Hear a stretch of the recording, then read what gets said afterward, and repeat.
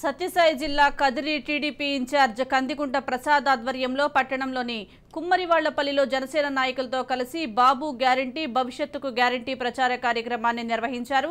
రాబోయే ఎన్నికల్లో టీడీపీకి ఓటు వేయాలని కందికుంట వెంకట ప్రసాద్ కోరారు.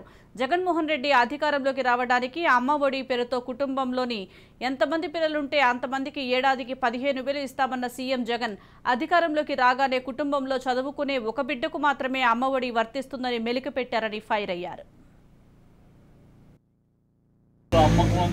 మామూలుగా అమ్మ 3,000 ఎంత చెప్పినాడు, ఎంతమందికి చెప్పినారు. జగన్మోహన్ రెడ్డి పెళ్ళాము వాళ్ళ అమ్మ అందరూ కలిసి తిరిగి చెప్పినారు. పెన్షన్ కూడా 200 2,000 చేసింది చంద్రబాబు నాయుడే, అది 3,000 కూడా చేస్తారు.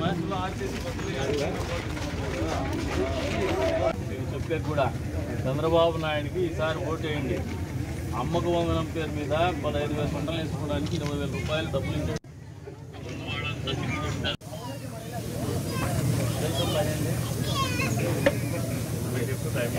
మాత్రమే 13,000 ఇస్తారు. 15,000 రూపాయలు ఎంతమంది పిల్లలు